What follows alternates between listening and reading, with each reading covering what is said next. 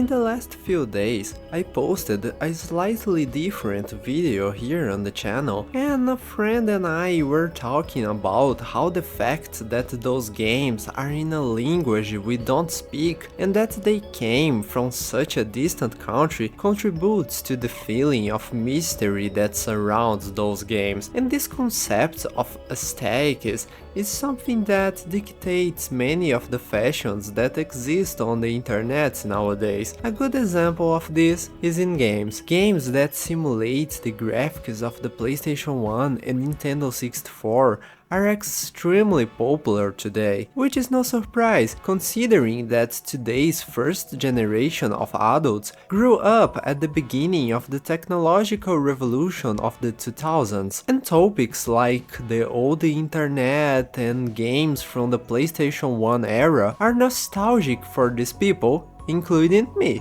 But just as aesthetics influence game production, the opposite path can also happen. A good example of this is in music. Some of my favorite music genres come from Eastern Europe. Bands like Molchat Doma, Lyono, Shit, and many others have their works constantly linked to sadness and loneliness. It's common to see videos and photos taken during winter in Eastern European countries accompanied by music from these bands. Other elements are also present, such as the classic Soviet blocks and brutalist architecture, very common in this part of the planet. As you can see, aesthetics influence art and art influences aesthetics. But what if we talk about more delicate topics?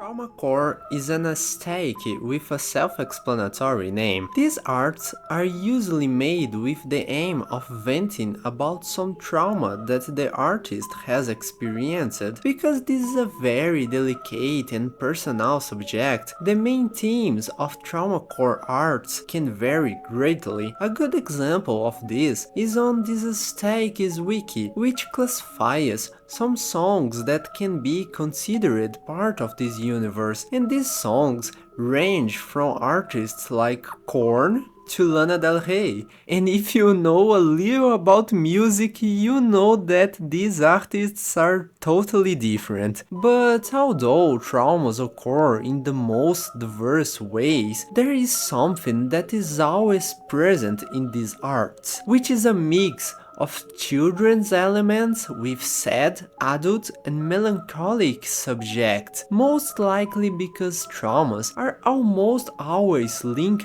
to childhood. And if nostalgia for the 2000s created a legion of games and songs in Russian come together with an idea of cold and lonely days, I wondered, in which games can I find this combination of horror with a childlike aspect?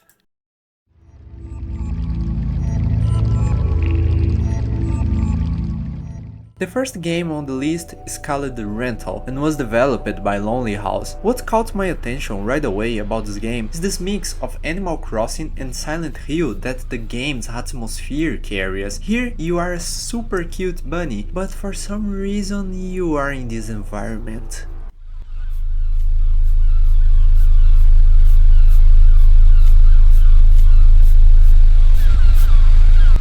And that is extremely uncomfortable. All the characters in this family of rabbits are very cute. Even the game's achievements are adorable. You enter the house first and need to look for the renter, but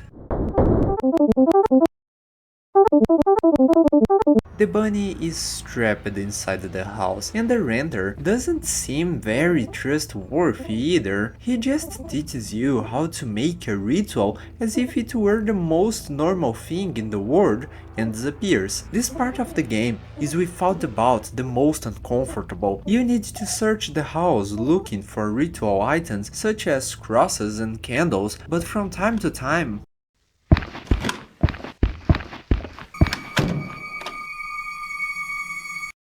this was one of the best jump scares I've ever seen in an indie game. Generally, jump scares are always very predictable. You feel like the game is going to scare you, but I didn't expect that to happen here, and the game reverses this dynamic in a very interesting way, because when you are later in the game stuck in a maze, you feel like you are going to get scared at any moment, but that scare never comes. Back to the ritual, all the items are very easy to find, and the bunny's reactions are very cute, and it's even funny how sometimes she uses that honest behavior without any filter that is typical of children. From time to time, the screen becomes static, with a huge being watching you. He appears to be a rabbit, but you can't be sure since he never comes to attack you. I even tried running in the direction this creature appeared a few times to see if anything happened, but it just disappeared. This part of the game is very tense as you don't know for sure if you are safe or not. This dynamic even reminds me a little of the key house level in the Backrooms, a cute environment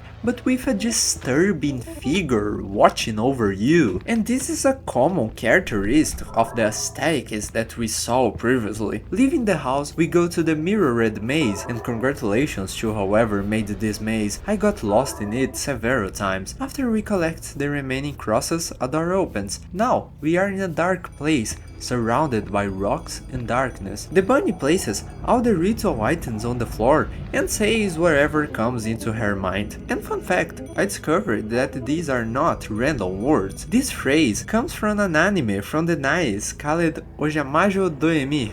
Yeah, nice reference.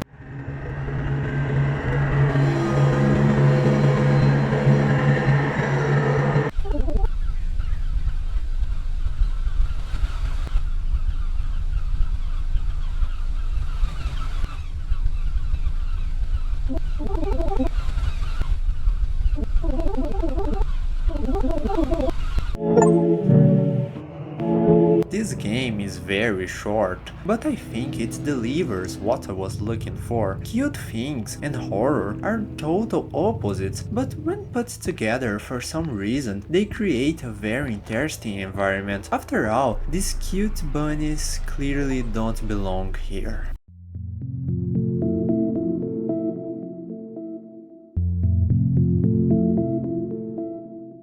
Another game I found during my research for this video is called Harvest Festival 64. In this game, you are a cat who recently moved to this neighborhood. The game takes place over a week. On each day of the week, you need to help a villager and find the objects they need for the festival that will be this Friday. Every day of the week is very calm. Nothing much happens despite the fact that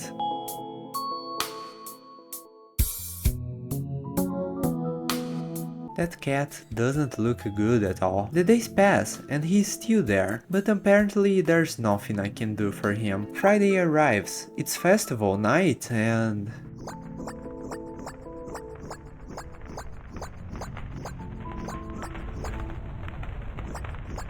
all the villagers have their faces distorted and are talking no sense. One of them is in the middle of the fire and the other... he doesn't look good. Not knowing what to do, you walk around the place until a glitch and the game closes by itself.